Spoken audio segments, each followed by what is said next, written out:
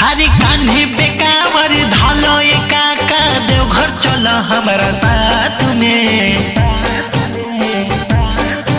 एहो कान्हे बेकावर धलो काका देवघर चलो हमारा साथ में। बोलू बम बोला बोलू बम बोला भक्ति में डोला डूबल रहा भोलेनाथ में। हाजी बोलो बम बोला भक्ति में डोला डूबल रहा भोलेनाथ में।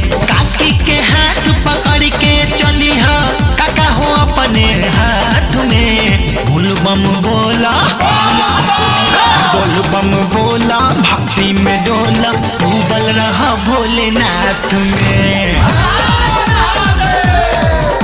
जी बोलो बम बोला भक्ति में डोला डूबल रहा भोलेनाथ में।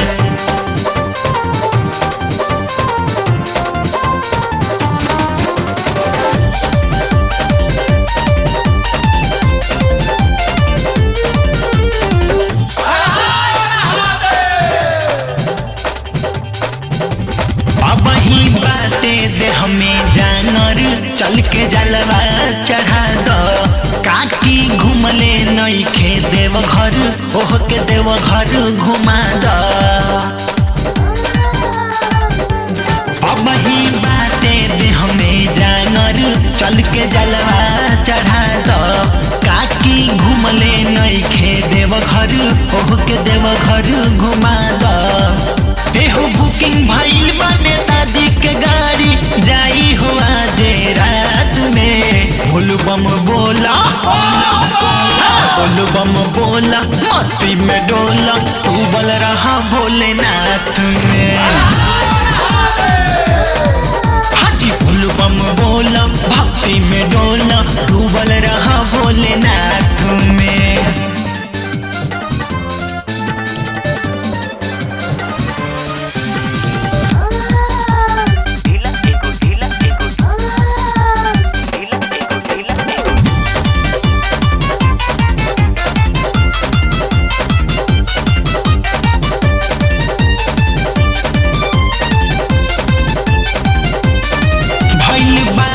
तूरी टायर 10 लाख लेके तब काहे टेंशन ले लो इतना पैसा धई के।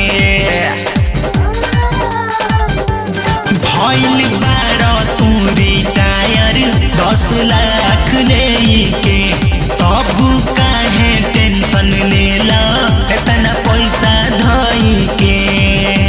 सुमन सावन के देख जिम्मेदारी कंठी डोलाव हाथ में। बोलू बम बोला भक्ति में डोला डूबल रहा भोलेनाथ में।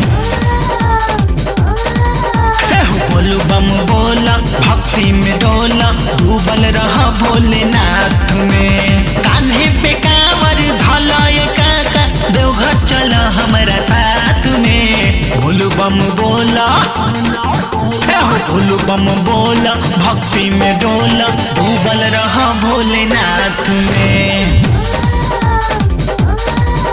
जी बोलो बम बोला भक्ति में डोला डूबल रहा भोलेनाथ में।